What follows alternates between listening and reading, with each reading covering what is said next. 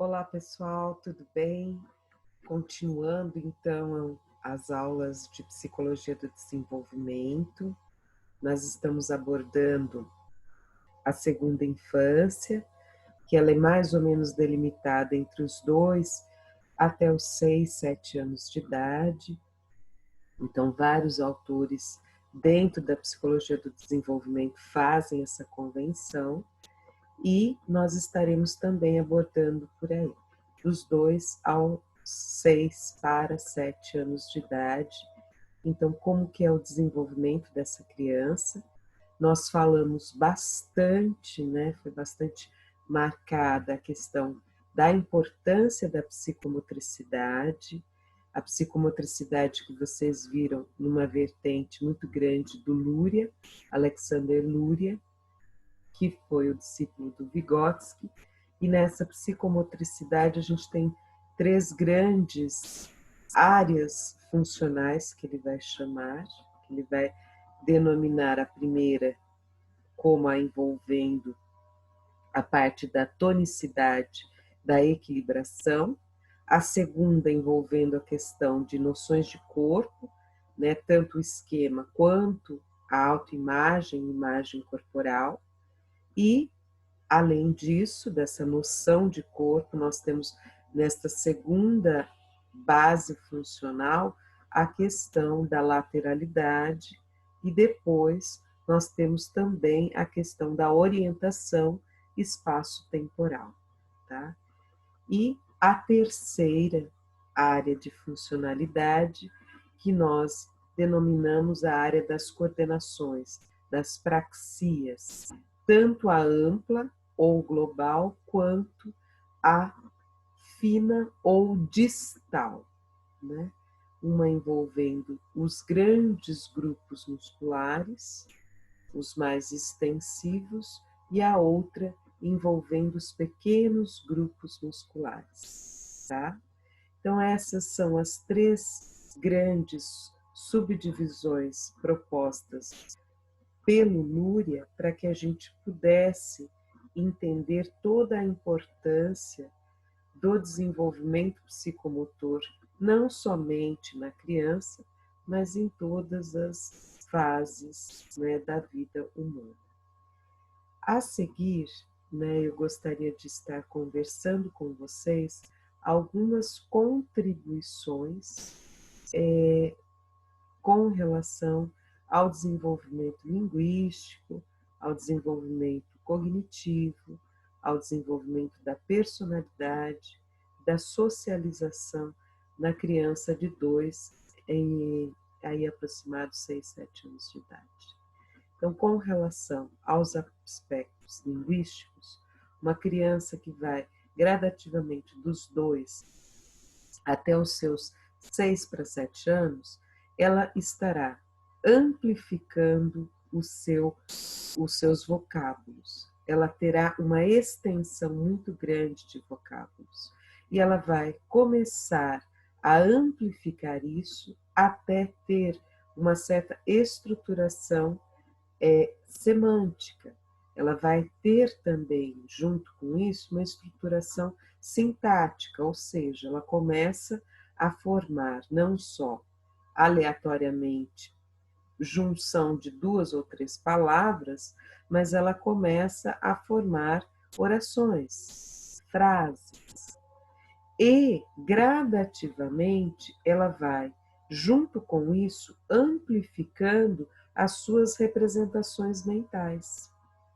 Claro que num primeiro momento, e aqui a linguagem vai se conectar ao avanço cognitivo, porque essa criança, ao fazer uma representação mental de um objeto esse que ela precisa manusear, precisa ser concreto, eu preciso mostrar para esta criança o objeto, para que ela manuseie e a partir disso ela tenha a memorização, a representação mental desse objeto. Então, se eu perguntar para ela o que é um mouse, né, ela saberá depois explicar o mouse neste sentido, né? Então, porque ela já teve o contato, já teve o acesso e já vai conseguir, sem ver o objeto, falar sobre ele, dizer dessa representação e aonde este objeto teria utilidade para ela. Então, olha, observem, né, quanto que a linguagem, junto com a cognição, elas vão se construindo nessa estruturação cognitiva e linguística da criança. Olha como isso estará amplificando a compreensão que a criança já vai tendo para que ela interprete o que acontece no mundo externo. E, inclusive, para que ela dê significação e vazão para o seu mundo interno. Então, daqui a pouco eu já estou aliando a isso a questão da linguagem, a questão da cognição, a questão da personalidade. E, por fim, nós aliaremos posteriormente a questão da socialização. O quanto esta criança ela estará gradativamente amplificando as suas socializações secundárias. E o quanto que a formação da sua autoestima, da sua autoeficácia, do seu autoconhecimento serão muito importantes e basilares, bases para que ela possa adentrar os anos iniciais de uma forma mais salutar, de uma forma melhor, tá? Então, pessoal, avançando da questão da linguagem, que começa a ter um avanço, né? Não só da representação daquilo que me é apresentado concretamente, mas eu consigo falar sobre isso e consigo, junto com isso, articular com o meu pensamento aonde eu posso utilizar isso. E mais, eu consigo memorizar e internalizar sobre isso.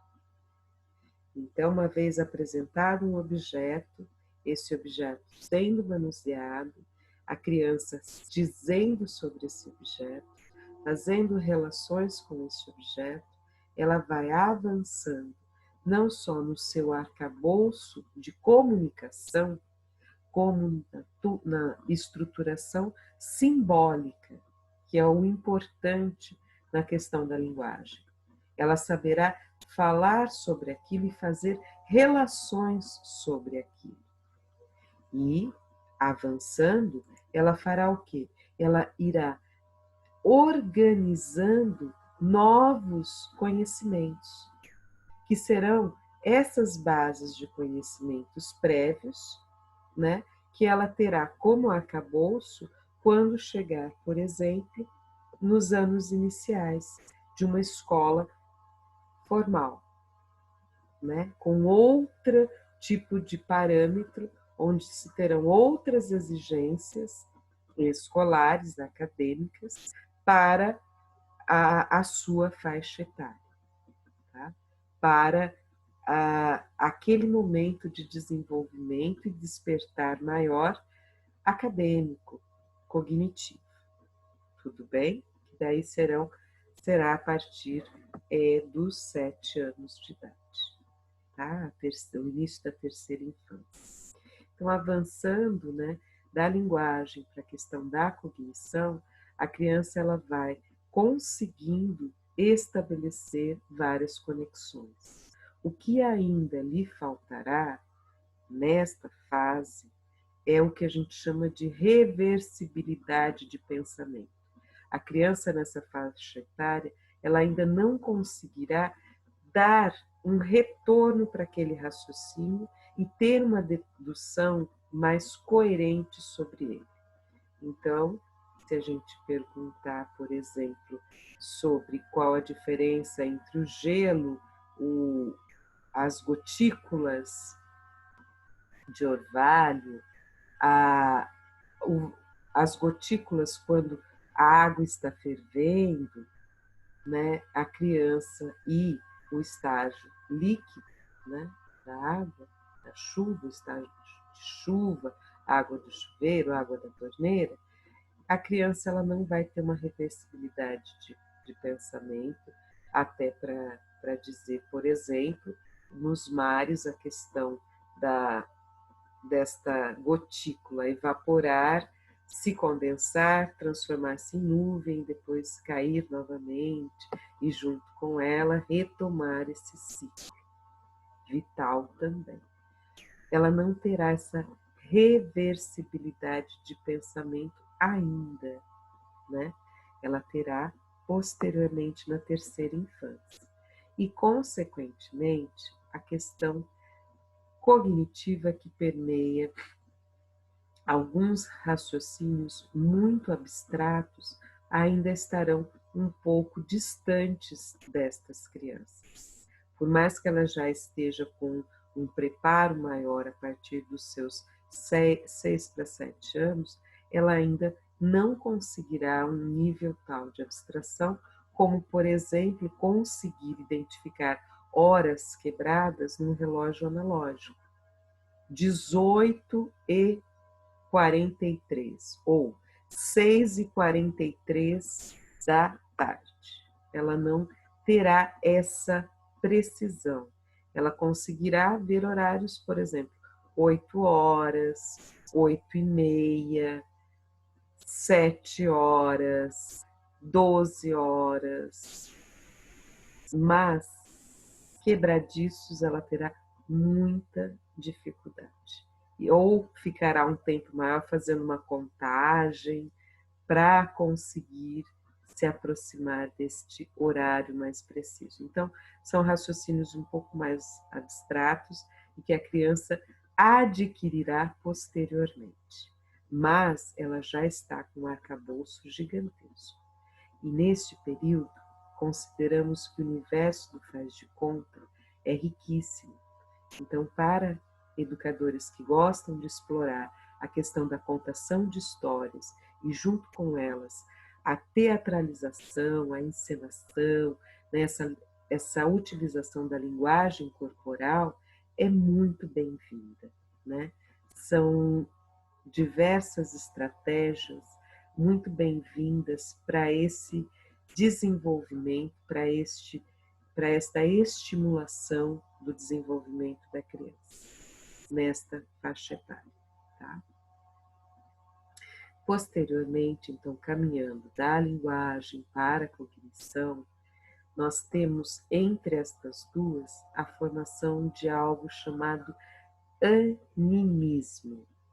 Animismo é o que Piaget denomina a característica que a criança tem para atribuir comportamentos, sentimentos, né, atitudes humanas a seres inanimados.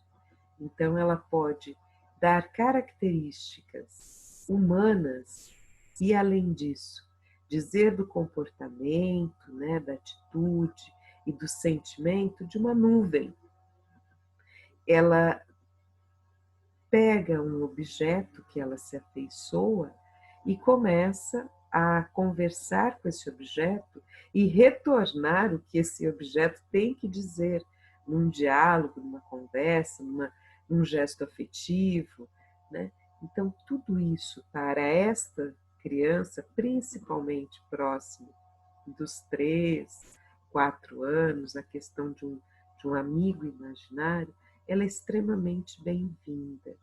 E isso tudo também, o animismo, além da questão cognitiva, ele também é muito bom para o desenvolvimento da personalidade da criança, da segunda infância. Então, o que vai acontecer?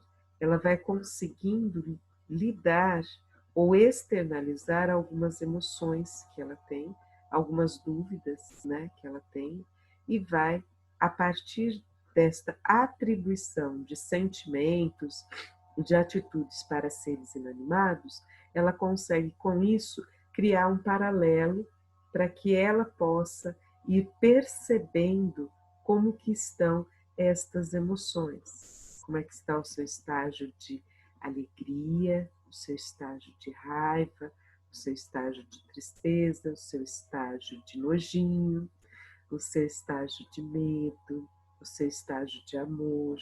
Então, ela vai, com este animismo, também descobrindo e começando a lidar com as suas emoções. Então, tem uma formação importantíssima também para a personalidade da criança, entendendo que a personalidade da criança, para alguns autores, né, há uma formação nuclear que se estabelece a partir dos 4 a 5 anos, com a questão do complexo de Édipo, e depois nós temos os traços de personalidade que vão ao longo da vida, que nós vamos moldando, vamos modificando de acordo com os nossos temperamentos, com os nossos caráteres e, junto com isso, o nosso núcleo psíquico vai estar continuamente se dinamizando,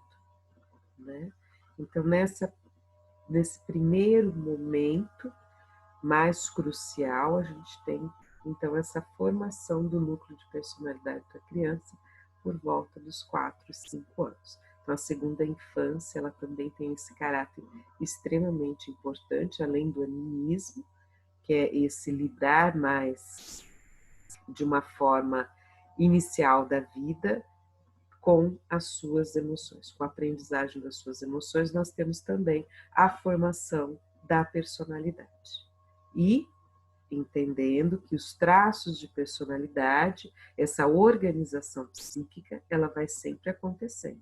A estruturação acontece nesses 4, 5 anos, então é a nucleação da personalidade, e em torno dela nós temos organizações psíquicas que vão se moldando ao longo do tempo de acordo com o nosso temperamento e o nosso caráter, né? Como já foi dito. Então, tudo isso tem uma efervescência nessa segunda infância. Além da formação estrutural, nós iniciamos também as organizações de traços de personalidade neste período.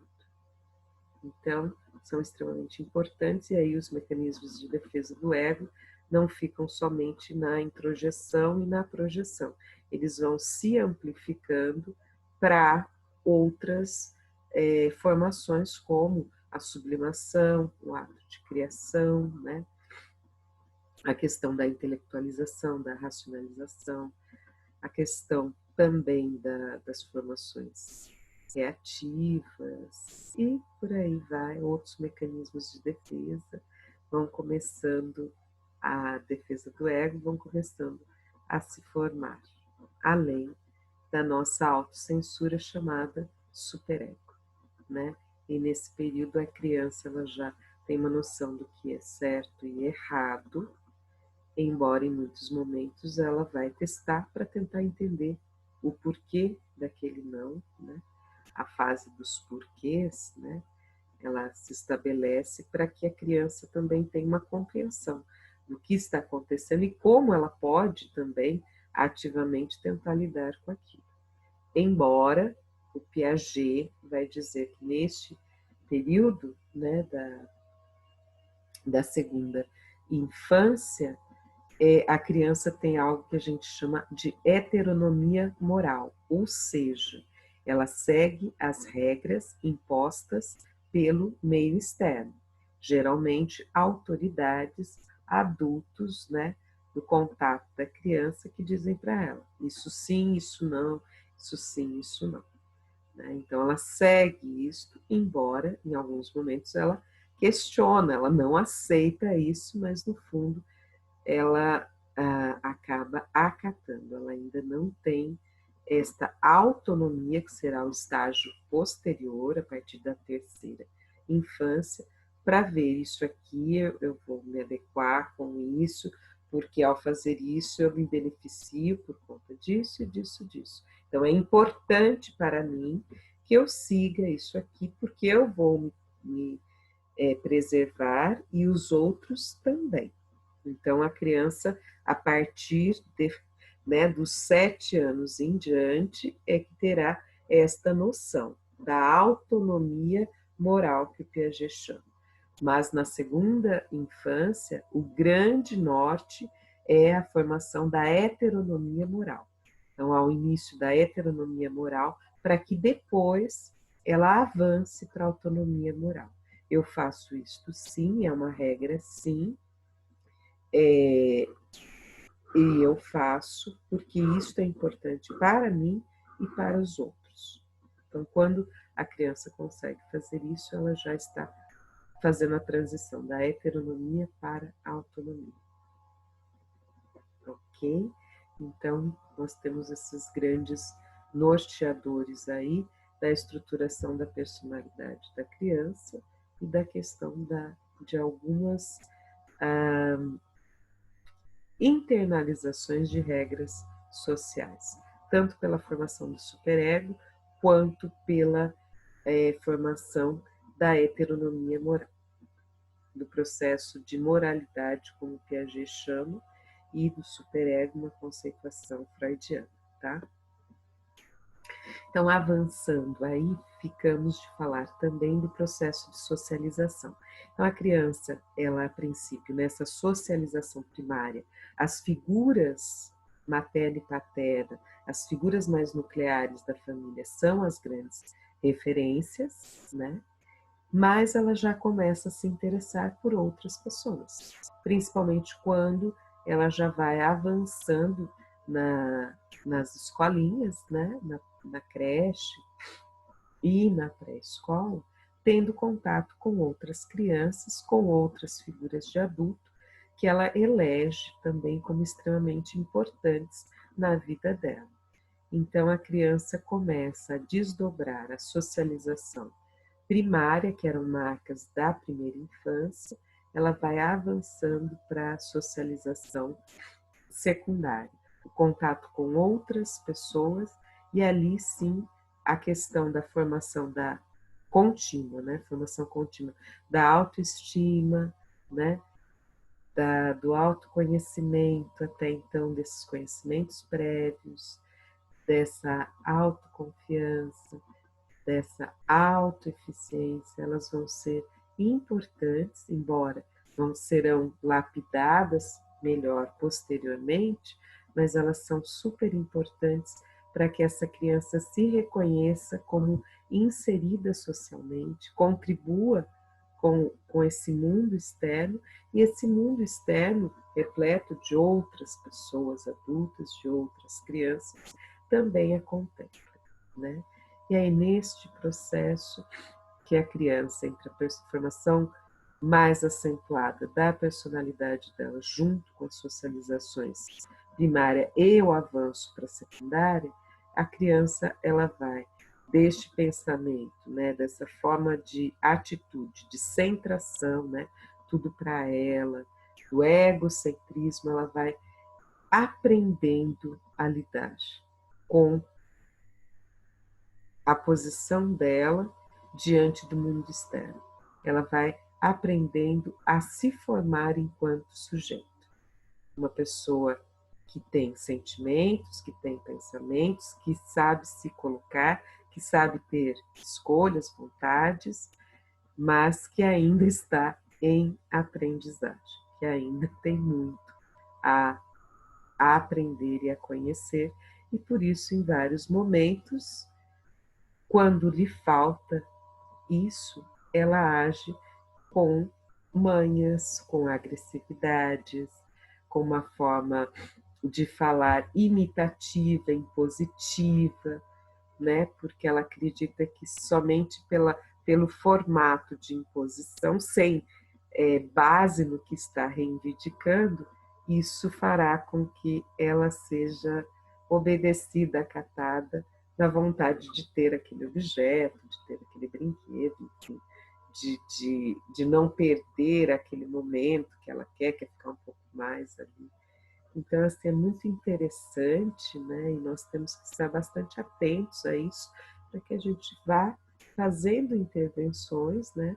Para que essa criança vá aprendendo a tolerar algumas frustrações, para que ela aprenda né, que é possível, mas que a gente também tem, é possível ela se divertir, mas tem momentos para isso. Então, isso tudo é processo de aprendizagem para a criança. Importantíssimo, importantíssimo. Não é só a aprendizagem de como manusear uma tesoura sem pontas, ou como fazer alguns movimentos diagonizados, mas primordialmente como ela está se formando enquanto sujeito, enquanto pessoa, né? Então, esses períodos iniciais da primeira e da segunda infância são riquíssimos para isso. E nesse momento é que eu costumo dizer, a criança pode e deve ser egocêntrica. É assim que, se trabalhado, mediado com ela, ela aprenderá a ser uma adolescente, uma adulta melhor. Ela aprenderá a ser uma pessoa melhor.